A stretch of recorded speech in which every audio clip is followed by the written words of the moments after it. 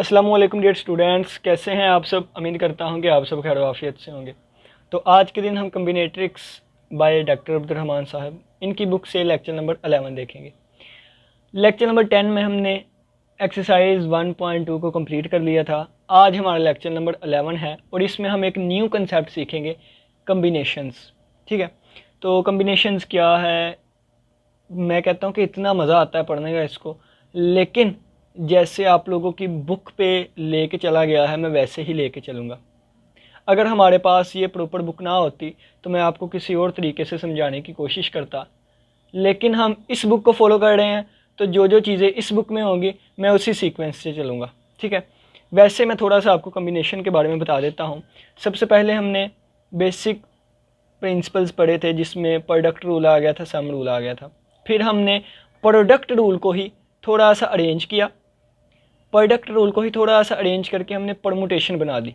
ठीक है, अब परमुटेशन को ही थोड़ा सा अरेंज करें तो कम्बिनेशन बन जाता है। ठीक है, यानी कि अगर मैं थोड़ा सा आपको यहाँ पे बता दूँ तो कम्बिनेशन क्या होता है। कम्बिनेशन कम्बिनेशन कहते हैं चीज़ों को सिलेक्ट करना या चूज़ करना। कम्बिनेशन कहते हैं चीज़ों को सिलेक्ट करना या चूज़ करना। और परमुटेशन किसे कहते हैं। परमुटेशन परमुटेशन कहते हैं कि पहले चीज़ों को सिलेक्ट करें देन इसके बाद अरेंज करें। ठीक है, तो समझ आ रही है इन बातों की। देखें, कम्बिनेशन के लिए हम यूज़ करेंगे कम्बिनेशन NR।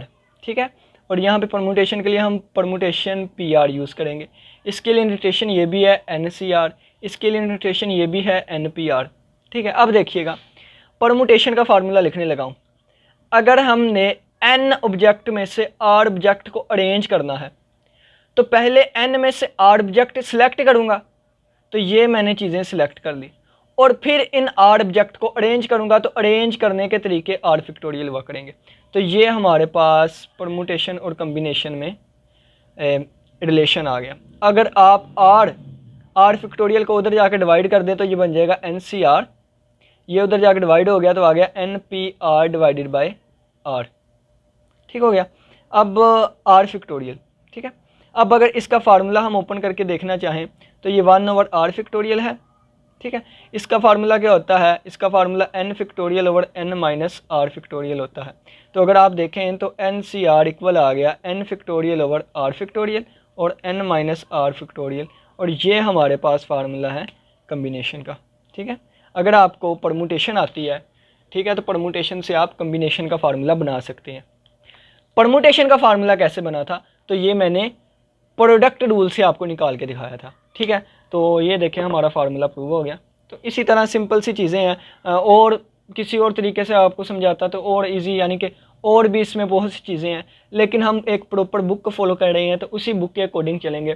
तो उस बुक में अगर आप देखें तो ये आंसर 1.2 लिखे हुए हैं बुक के, और इसके नीचे ही हमारे पास स्टार्ट होता है subset of a set and combinations.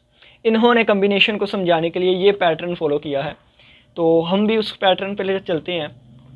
तो subsets of A set and combinations. अब जो बुक की चीज़ें हैं वही समझाऊंगा लेकिन इजी वे में। ठीक है, तो आइए स्टार्ट करते हैं। फ़र्ज़ किया मैंने एक सेट S ले लिया। ठीक है, सेट मैंने S ले लिया, यहाँ पे सेट S ले लिया जिसमें क्या एलिमेंट है, A है, B है, C है और D है। ये मैंने एक सेट ले लिया जिसमें 4 एलिमेंट्स हैं। अब इसमें नंबर ऑफ़ एलिमेंट्स कितने हैं, अगर मैं n की बात करूं या जिसे कार्डिनैलिटी ऑफ सेट कहूं यानी कि नंबर ऑफ़ एलिमेंट, तो A B C D 4 हैं, तो ये मेरे पास 4 आ गया। अब देखें, अगर मैं इसके सबसेट फाइंड करना चाहूँ तो सबसेट का फार्मूला होता है 2n, यानी कि 2⁴। तो 2⁴ का मतलब है 2 को 4 दफ़ा आपस में मल्टीप्लाई करें, तो 2 2 बार 4, 4 2 बार 8, 8 2 बार 16, तो आंसर आ गया इसका 16। यानी कि इस सेट के 16 सबसेट बनेंगे। तो चलिए आइए बनाना स्टार्ट करते हैं। एक सबसेट हो जाएगा खाली सेट, एक आ जाएगा A, एक सेट आएगा जिसमें B होगा, एक में आ जाएगा C, एक में आ जाएगा D। ठीक है, फिर आ जाएगा AB, फिर आ जाएगा AC, यानी कि अब 2 वाले बनाएंगे, फिर आ जाएगा AD, फिर हमारे पास आ जाएगा BC, फिर आ जाएगा BD। ठीक है, और फिर आ जाएगा CD। अब 3 वाले बनाते हैं तो ABC, फिर आ जाएगा ABD, फिर आ जाएगा ACD, ठीक है, और फिर आ जाएगा ए वाले ख़त्म हो गए, बी वाले BCD, ठीक है, और फिर एट द एंड आ जाएगा एक ABC और D, ठीक है। तो देखिए हमारे पास कितने बने, 1 2 3 4 5 6 7 8 9 10 11 12 13 14 15 और 1 16। तो टोटल हमारे पास 16 सबसेट्स बन गए इन एलिमेंट्स को यूज़ करते हुए, यानी कि इस सेट टेस्ट के। अब देखें, अब ये 16 बन गए, कैसे पता चला, उसके लिए ये वाला फार्मूला था, यानी 2n। लेकिन अगर मैं देखना चाहूँ कि ये मेरे पास सेट है, इसमें से 2 एलिमेंट वाले कितने बनते हैं, यानी कि देखें ना, 1 2 3 4 5 6, 2 एलिमेंट वाले 6 बने ना। अब अगर मैं डायरेक्ट इसे फाइंड करना चाहूँ तो मैं कैसे फाइंड करूँगा? एक तरीका तो ये है ना कि हम बना के देख लें।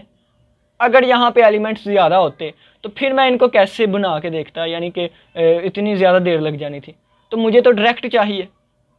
देखिए ना, एग्जांपल आपको बताता हूँ, ये 4 एलिमेंट थे।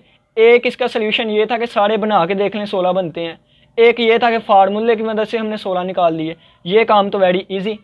तो हम इसके लिए भी इजी काम करना चाहते हैं, यानी कि मुझे 2 एलिमेंट्स वाले कितने बनेंगे ये डायरेक्ट ही एक फार्मूले से पता चले, ये वाले कितने बनेंगे तो डायरेक्ट ही एक फार्मूले से बने। तो ये कैसे हमें पता चलता है? तो इसके लिए हम कम्बिनेशन को यूज़ करते हैं। इसके लिए हम कम्बिनेशन को यूज़ करते हैं। कम्बिनेशन किसके इक्वल होता है? चलिए इसको देख लेते हैं। फ़र्ज़ किया है, ये देखें, ये मैंने लिख दिया कम्बिनेशन, यानी कि C। तो एक मिनट मार्कर चेंज कर लो। ये मैंने लिख लिया C यानी कि कम्बिनेशन। यहाँ से इसको समझिएगा, इंपॉर्टेंट है। ये मैंने कम्बिनेशन C लिख दिया। टोटल नंबर ऑफ़ एलिमेंट कितने हैं? 4 हैं, तो मैंने लिख दूंगा टोटल नंबर ऑफ़ एलिमेंट 4 है, ठीक है। फिर मैं कहूँगा कि मुझे कितने वाले चाहिए, मुझे 2 वाले चाहिए, तो मुझे 2 वाले चाहिए। ये किसके इक्वल आएगा? ये इक्वल आएगा ऊपर वाले का फैक्टोरियल, यानी कि इसका फैक्टोरियल, यानी कि इसको ऐसे भी लिख सकता हूँ ना, 4C2, ठीक है। तो इसका आंसर आएगा ऊपर वाले का फैक्टोरियल डिवाइडेड बाय नीचे वाले का फैक्टोरियल, और ऊपर में से नीचे वाला माइनस कर दें इसका फैक्टोरियल। तो इसका जो भी आंसर आएगा वो हमारे पास 2 वाले जो है वो कम्बिनेशंस, यानी कि 2 वाला होगा ये वाला। अब देखें, इसको सोल्व करने की कोशिश करें। तो 4 का फैक्टोरियल इसको लिख लेता हूँ 4 multiply by 3 multiply by 2 factorial, और ये 2 का फैक्टोरियल 2 फैक्टोरियल, और ये 4 में से 2 निकाले 2 फैक्टोरियल, और ये 2 फैक्टोरियल 2 फैक्टोरियल से कैंसिल आउट हुआ। 2 का फैक्टोरियल 2 ही होता है, 2 एक बार 2, 2 2 बार 4, तो 3 2 बार 6, आंसर आ गया 6। तो अगर आप देखें तो नंबर ऑफ़ कितने आए थे हमारे पास? 1 2 3 4 5 और 6, और 6 ही हमारे पास आए थे, ठीक है। इसी तरह अगर आप 1 वाला फाइंड करना चाहें तो 1 वाले भी फाइंड कर सकते हैं। 1 वाले देखिएगा, अब हम फाइंड करते हैं, यानी कि मैं क्या कहता हूँ कि 4 टोटल एलिमेंट्स हैं। ये मार्कर्स भी अभी ख़त्म हो गए थे।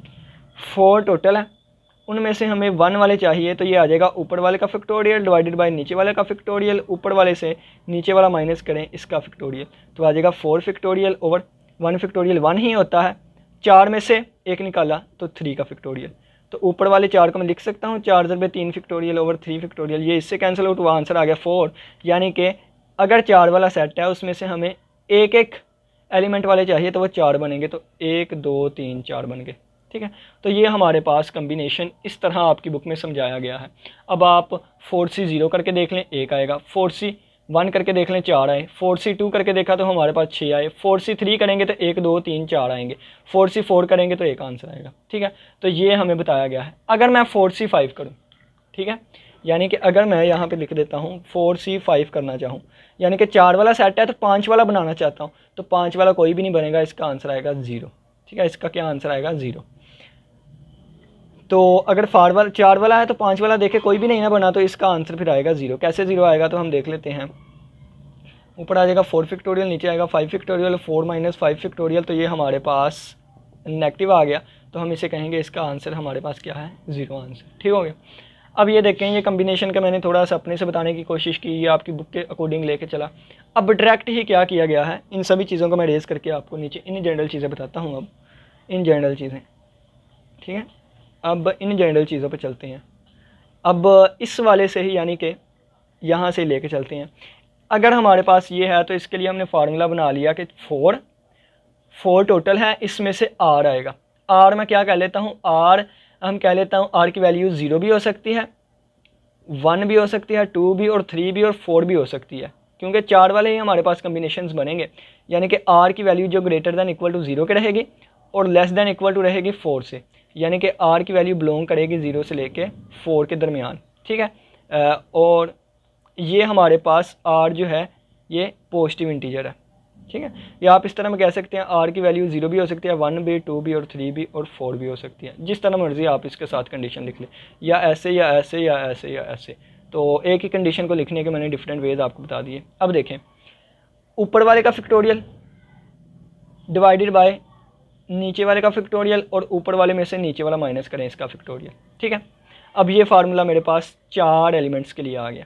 लेकिन अगर मैं यही फार्मूला n एलिमेंट्स के लिए करना चाहूँ तो देखिएगा, यानी कि अगर मैं इस सेट को रिमूव करके 1 2 3 4 सो ऑन n तक ले जाऊँ, यानी कि n एलिमेंट्स है इसमें, तो फिर यहाँ पे n एलिमेंट्स है तो n आ जाएगा, n एलिमेंट्स है तो n का फैक्टोरियल आ जाएगा, n एलिमेंट्स है तो यहाँ भी n आ जाएगा, ठीक है। तो ये अब r की वैल्यू जो है, अब ये r की जो वैल्यू है ये ग्रेटर दैन इक्वल टू रहेगी 0 से और लेस दैन इक्वल टू रहेगी कहाँ तक, n से, ठीक है। और r जो है ये पॉजिटिव इंटीजर है, ठीक है, r यहाँ से बिलोंग करता है। तो ये देखें, ये जो फार्मूला हमने पढ़ा था, यानी कि ये फार्मूला जो मैंने ड्राइव करके लेके आए थे, ये वाला फार्मूला, ये वाला, ठीक है, तो वो यहाँ पे हमने सेट्स की मदद से इसको देख लिया है, ठीक हो गया। तो ये हमारे पास कम्बिनेशन है। कम्बिनेशन की डेफिनेशन जो भी लिखी गई है तो आप अपनी बुक से पढ़ लीजिएगा, ठीक है। लेकिन आप हमेशा याद रखें कि जो कम्बिनेशन हुआ करेगा ना, कम्बिनेशन, ठीक है, कम्बिनेशन में अगर वो अरेंजमेंट की बात करें ना, अरेंजमेंट की अगर कम्बिनेशन में बात करें तो वो साथ लाजमी लिखेगा विदाउट ऑर्डर, ऑर्डर के बगैर, ठीक है, विदाउट ऑर्डर। और अगर अरेंजमेंट की बात ना करें तो वो लिखेगा चूज़ या सिलेक्ट, चीज़ों को सिलेक्ट करना। देखें, अगर हमारे पास हमने ए बी सिलेक्ट कर लिया है ना, तो इसका मतलब है ए और बी को सिलेक्ट किया है। अगर आप बी ए भी कह लें तो इसका मतलब भी है बी और ए को सिलेक्ट किया है। ये दोनों सेम होगी कम्बिनेशन में। लेकिन परमुटेशन में अरेंजमेंट की बात होती है तो इसमें ए बी एक अलहदा चीज़ है, बी एक अलहदा चीज़ है, बी ए अलहदा चीज़ है। तो ये परमुटेशन में अलहदा चीज़ें दो तस्वर की जाएंगी, कम्बिनेशन में ये दोनों एक ही तस्वर किए जाएंगी, क्योंकि इसमें ऑर्डर इंपॉर्टेंट नहीं होगा। परमुटेशन मतलब प्रमोट करना, यानी कि ऑर्डर इंपॉर्टेंट है, लेकिन कम्बिनेशन सिलेक्ट करना, चूज़ करना, तो किसी भी वे में आप पहले जिसको मर्जी सिलेक्ट कर लें, इसमें ऑर्डर मानी नहीं देता। अब परमुटेशन और कम्बिनेशन में मैंने आपको डीपली डिफरेंस भी बता दिया, इनके दरमियान क्या रिलेशन है ये भी मैंने आपको बता दिया। फ़र्ज़ किया कि परमुटेशन है, परमुटेशन किसके इक्वल है, पहले सिलेक्ट करो फिर उनको अरेंज करो, ठीक है। आप इसको इधर आके डिवाइड कर दें तो इसका फार्मूला पीछे देख के आए, इसका प्रूफ भी मैंने करवाया था, ये हमारे पास इसका फार्मूला भी प्रूव हो गया, ठीक है। अब यहाँ पे देखें कि ये हमारे पास फार्मूला तो आ गया, ठीक है। अब फार्मूला तो आ गया, अब एग्जांपल नंबर 24 भी कर लेते हैं। अब देखें NCR को हम इस तरह भी लिख सकते हैं, यानी कि अब फार्मूला भी मैं प्यारा करके लिख देता हूँ, यानी कि इसको इस तरह भी लिख सकते हैं, यानी कि combination of N and R, इसको भी लिख सकते हैं NCR भी लिख सकते हैं, और इसको NCR इस तरह भी लिख सकते हैं। ऊपर वाले का फैक्टोरियल डिवाइडेड बाय नीचे वाले का फैक्टोरियल, ऊपर वाले में से नीचे वाला माइनस करें इसका फैक्टोरियल, ठीक है। अब देखें, अब एग्जांपल नंबर आपकी है 24, एग्जांपल नंबर 24, एग्जांपल नंबर 24। अब एग्जांपल नंबर 24 में हमें कहता है कि फाइंड करें 12C3। तो आपने क्या करना है, 12C3 है, ऊपर वाले फैक्टोरियल ऊपर, नीचे वाले का फैक्टोरियल नीचे, और ऊपर वाले में से नीचे वाला माइनस करें इसका फैक्टोरियल, ठीक है। तो 12 का फैक्टोरियल क्या होता है, तो 12 11 10 लिख लूँगा, और मुझे पता है 12 में से 3 निकाले 9 आता है, तो 9 फैक्टोरियल लिख लूँगा यहाँ, 3 फैक्टोरियल, यानी कि इसको 9 फैक्टोरियल तक एक्सपेंड करूँगा, क्योंकि मुझे पता है इसका आंसर 9 फैक्टोरियल आता है। ये इससे कैंसिल, 3 का फैक्टोरियल 6 होता है, ठीक है, 3 का फैक्टोरियल 6 होता है, 6 एक बार 6, 6 दो बार 12, तो 11 दो बार 22, और 22 10 बार 220, तो इसका आंसर आ जाएगा 220। तो ये हमारे पास एग्जाम्पल नंबर 24 भी कंप्लीट हो गई। अब उन्होंने लिखा थ्योरम नंबर 1.3.1, ठीक है, थ्योरम इसके आगे एक आ जाता है 1.3.1। तो उसमें कहा गया है कि आप प्रूव करें कि अगर R एलिमेंट्स हैं, R less than equal to N है और ग्रेटर देन इक्वल टू 0 है, तो फिर आप इसको प्रूव करें कि NCR इसके इक्वल आएगा। तो ये सारा मैंने यहाँ पे कर दिया है, ठीक है। तो आप वहाँ से रीड आउट कर लीजिएगा। तो बिल्कुल यहाँ से मैंने चीज़ें स्टार्ट की है, ठीक है। ये वाली बताइए परमुटेशन क्या होता है, पहले सिलेक्ट करें और फिर अरेंज करें। अरेंज हम आर फैक्टोरियल के तरीके से कर सकते हैं। परमुटेशन ये आर उधर जाकर डिवाइड कर दिया तो परमुटेशन का फार्मूला पुट कर दिया, हमारे पास NCR इक्वल आ गया, ठीक है। तो ये वाला हमारा थ्योरम है जो कि मैंने आपको करवा दिया है। अब कम्प्लीमेंट्री थ्योरम आता है, इन सभी को रेस करके अब हम कम्प्लीमेंट्री थ्योरम की बात कर लेते हैं। कम्प्लीमेंट्री थ्योरम क्या कहता है कि NCR इक्वल होता है NCN-R। अब ये बड़ी मज़े की चीज़ है, कोई चीज़ें ना बुक से नहीं मिलती होती, कुछ टीचर से मिलती होती हैं। तो ये मुझे अपने टीचर से मिली थी, मैं आपको बताता हूँ। ये बड़ी मज़े की चीज़ है। देखें कि फ़र्ज़ किया कि आपके पास 10 बुक्स हैं, 10 बुक्स हैं। अगर आप कहते हैं कि इनमें से मैंने 3 बुक्स को सिलेक्ट करना है, तो इसका मतलब है रिजेक्ट कितनी बुक्स को करना है या पीछे कितनी बुक रह गई, वो 7 बुक्स रह गई, ठीक है। तो 10 में से 3 बुक सिलेक्ट कर लें तो 7 जो है वो अनसिलेक्टेड हो गई। तो अनसिलेक्टेड का मतलब क्या है कि वो भी एक साइड पे हो गई। नहीं लगी समझ? 10 में से 3 अगर हमने सेलेक्ट की तो इसका मतलब है अनसिलेक्टेड में 7 आ गई। तो अनसिलेक्टेड भी एक सिलेक्टेड ही है, यानी कि अगर मैं आपको कहूँ कि यानी कि 10 में से आपने 3 बुक एक्सेप्ट करनी है, तो इसको एक्सेप्ट किया, इसको रिजेक्ट कर दिया। अगर मैं कह देता कि 10 में से 7 बुक रिजेक्ट करनी है, तो उसका भी आंसर यही आना था। अब बात की लगी समझ? यानी कि 10 में से 3 उठा लें तो बाकी जो है वो रिजेक्ट वाले में सिलेक्ट हो जाएंगे, या बाकी 10 में से 7 निकाल सिलेक्ट कर लें वो इसमें चले जाएंगे, ठीक है। तो अगर आप देखें तो 10 में से 3 निकालें फिर भी वही आंसर आएगा, 10 में से 7 कर लें फिर भी वही आंसर आएगा। और इस 7 को मैं लिख सकता हूँ 10-3, ठीक है। ये देखें ना, तो यही बात लिखी गई है कि अगर हमारे पास टोटल n ऑब्जेक्ट है, उसमें से अगर आप r निकाल लें वही आंसर आएगा अगर आप n-r निकाल लें, ठीक है। क्योंकि इन दोनों को अगर प्लस करेंगे तो हमारे पास आंसर कितना आएगा, n ही आएगा दोबारा, ठीक है। तो लॉजिकली मैंने आपको बता दिया है, उम्मीद है कि समझ आई होगी। देखें जी, अगर मैं आपको एग्जांपल देता हूँ कि ये हमारे पास 3 चीज़ें हैं ना, अगर इन 3 चीज़ों में से मैं एक सिलेक्ट कर ली तो बाकी ये भी सिलेक्टेड हो गई हैं, 2, ये 2 भी सिलेक्टेड हो गई हैं, ठीक है। अगर इनमें से मैं 2 सिलेक्ट करूँ तो ये एक सिलेक्टेड हो गई है। तो जितने तरीक़ों से हमारा आंसर पीछे हमारे पास सेम आएगा, उसको n-r से हम रिप्रेजेंट करेंगे। यानी कि 3 चीज़ें थी, 3 में से एक निकाल लें, बाकी 2 रह गई, तो 3C1 का भी आंसर सेम आएगा, 3C2 का भी आंसर सेम आएगा, ठीक है। और इस 1 को मैं लिख सकता हूँ 3-1, तो ये देखें ये आपस में सेम आ गए, यानी कि 3-1 भी इसको लिख सकता हूँ, ये आपस में सेम आएगा। तो इसी तरह ये कहा गया है कि इसको प्रूव करें। प्रूव लॉजिकली अब हम देख लेते हैं। तो देखें इसका n फैक्टोरियल ओवर ऊपर वाले का फैक्टोरियल ओवर नीचे वाला फैक्टोरियल, ऊपर में से नीचे वाला माइनस किया इसका फैक्टोरियल, ऊपर वाले का फैक्टोरियल ऊपर, नीचे वाले का फैक्टोरियल नीचे, और ऊपर वाले में से नीचे वाला माइनस करूँगा इसका फैक्टोरियल, इस सारे का फैक्टोरियल, ठीक है। अब देखें, अब ये चीज़ तो वैसे की वैसे रहेगी, n factorial over n-r factorial, और ये आ जाएगा n-n+r फैक्टोरियल, ठीक है। ये इसके साथ कैंसिल आउट हुआ तो क्या आ गया, n फैक्टोरियल ओवर n-r का फैक्टोरियल और r फैक्टोरियल। ये मल्टीप्लाई है, जिस तरफ मर्जी लिख दें तो आ जाएगा n factorial over r factorial n-r factorial, ठीक है। जैसे मर्जी लिखें। तो ये देखें लेफ्ट हैंड साइड राइट के बराबर आ गई, ठीक है। और यही हमारा प्रूव हो गया कि लेफ्ट हैंड साइड जो है वो राइट हैंड साइड के इक्वल है, ठीक हो गया। तो ये हमारा प्रूफ भी क्लियर हुआ, हमने मैथमेटिकली भी इसका प्रूफ देख लिया है। तो नीचे पता नहीं क्या चीज़ गिर गई है, एक मिनट चलें जी, बाद में देखा जाएगा।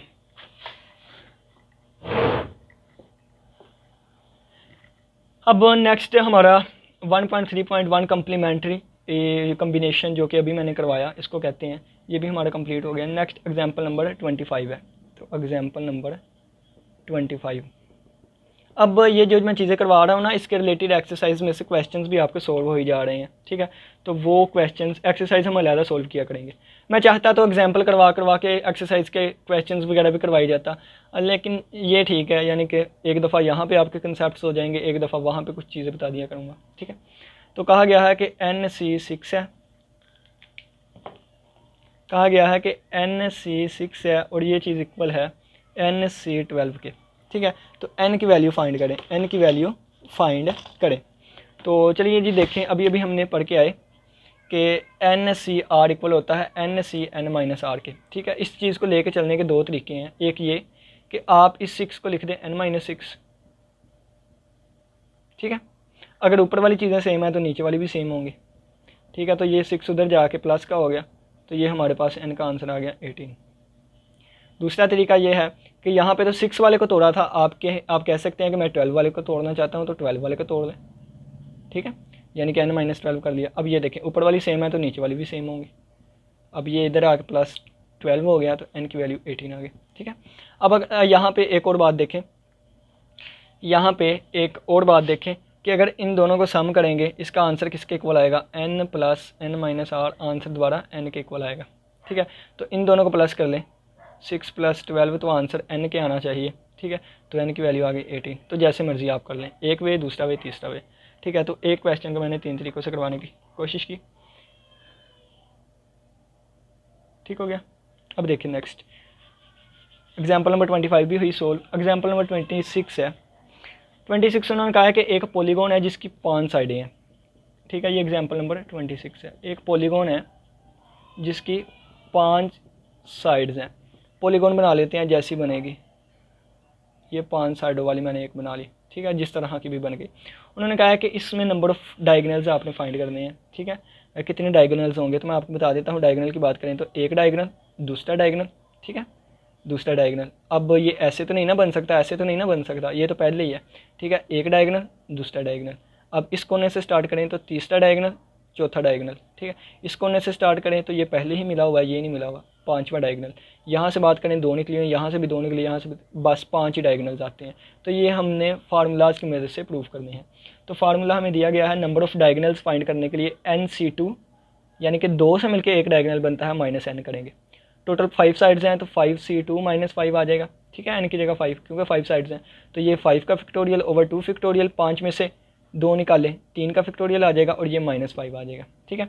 तो 5 का फैक्टोरियल 5 ज़रबे 4 ज़रबे 3 का फैक्टोरियल लिख लूँगा, ये हमारे पास 2 फैक्टोरियल 2 ही होता है, और मल्टीप्लाई बाय 3 फैक्टोरियल है, ये इससे कैंसिल आउट हुआ, ठीक है। तो 2 बार 4, 5 2 बार 10, और 10 - 5 जवाब आ जाएगा 5, ठीक है। तो ये 5 डायगोनल्स होंगे, वैसे भी प्रूव कर दिया, जैसे भी हो गया।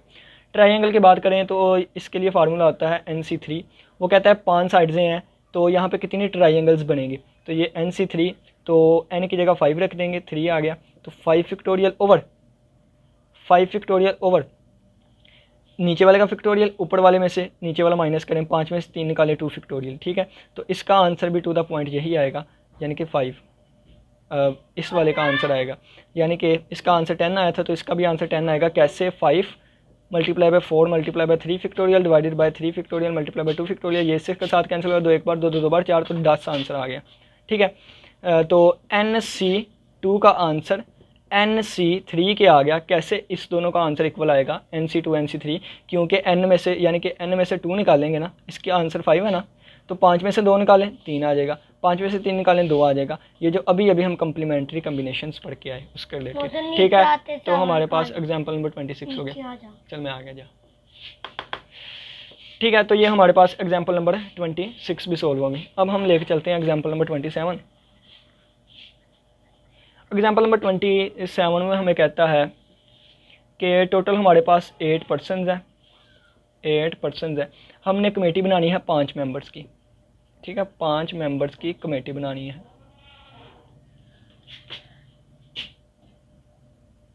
पांच मेंबर्स की हमने कमेटी बनानी है, कमेटीज़ बनानी है। अब देखें कि उन्होंने कहा कि 8% में से 5 सेलेक्ट करने हैं, फिर उन 5 की कमेटी बन जाएगी ना। तो ये नहीं है कि पहले उस बंदे को सिलेक्ट करना है, पहले जिसको मर्जी पहले करें। तो ये 8C5 बन जाएगा, यानी कि 8 में से 5 सेलेक्ट कर लें। ये तो थी एक कमेटी बनानी, लेकिन उन्होंने साथ एक कंडीशन लगाई गई है, उन्होंने कंडीशन लगा दी है साथ कि 8 में से 2% लाजमी सिलेक्ट करने हैं, ठीक है। फ़र्ज़ किया मेरे पास mister B C D E F F G 1 2 3 4 3 4 5 6 7 8 हो गए। इन 8 में से अगर मैं कहता हूँ ए बी तो लाजमी सिलेक्ट करना है, ए बी लाजमी आ गए, तो बाकी कितने बचे 6। तो बाकी 6 में से मुझे कितने सेलेक्ट करने होंगे, 2 तो मैंने लाजमी कर लिए, बाकी 3 रह गए, तो 6 में से मैंने 3 सेलेक्ट करने हैं, तो 6 कॉम्बिनेशन 3 आ जाएगा। ये हमारा रिक्वायर्ड आंसर होगा, ठीक है। अगर वो कहते हैं 8 में से 5 सेलेक्ट करने हैं तो 8C5, लेकिन उन्होंने कहा कि दिया कि 2 लाजमी होंगे, तो 2 को हमने लाजमी सेलेक्ट कर लिया, बाकी 6 बचेंगे, 6 में से हमने 3 को सिलेक्ट करना है। तो ये हमारे पास आ जाएगा ऊपर वाले का फैक्टोरियल, नीचे वाले का फैक्टोरियल, ऊपर वाले में से नीचा माइनस करो इसका फैक्टोरियल, तो 6 का फैक्टोरियल, ये 6 - 3 3 फैक्टोरियल आ जाएगा। इसको 3 तक एक्सपेंड करूँगा, 6 4 6, 5, 4 और 3 फैक्टोरियल डिवाइडेड बाय 3 फैक्टोरियल, और 3 फैक्टोरियल 6 होता है, इसकी जगह 6 लिख दूंगा और ये हमारे पास 3 फैक्टोरियल बन जाएगा। ये इसके साथ कैंसिल, ये इसके साथ कैंसिल, 5 4 बार 20, तो 20 वेज आएंगे कि हम 6 मेंबर्स को में से 3 को सिलेक्ट करें। ठीक हो गया। उम्मीद करता हूँ आज के लेक्चर की समझ आई होगी। नेक्स्ट अगर हम बात करें तो नेक्स्ट हमारे पास चीज़ आती है counting polygons and line segments when some points are collinear, यानी कि अगर कोलिनियर पॉइंट ऐसे पॉइंट होते हैं जो कि एक ही लाइन पे वाक़या हों। तो कोलिनियर पॉइंट्स जब हमारे पास आ जाए तो उस वक्त पॉलीगॉन्स और लाइन सेगमेंट को हम डिस्कस करेंगे। इसके क्या फार्मूलाज हैं ये नीचे लिखे गए हैं, इनका पीछे हो जाए यार, इनका ज़रा सा प्रूफ भी होता है तो वो सारा हम प्रूफ वगैरह करेंगे। ठीक है, और नेक्स्ट लेक्चर में डिस्कस करेंगे। फिर एग्जांपल में 29 आएगी और ये डिफरेंस मैंने अभी भी आपको बता दिया, ऑर्डर इंपॉर्टेंट है नहीं इंपॉर्टेंट, फिर भी हम इसको डिटेल से डिस्कस करने की कोशिश करेंगे। नेक्स्ट लेक्चर में हम ये करेंगे, इसके बाद हम अपनी एक्सरसाइज को कंप्लीट करेंगे और फिर आगे हम चलते जाएंगे। उम्मीद करता हूँ कि आज के लेक्चर की समझ आई होगी। किसी बच्चे का कोई भी क्वेश्चन हुआ तो लाजमी पूछिएगा। इसी के साथ इजाज़त दीजिए। अल्लाह हाफिज़, अल्लाह निगहबान।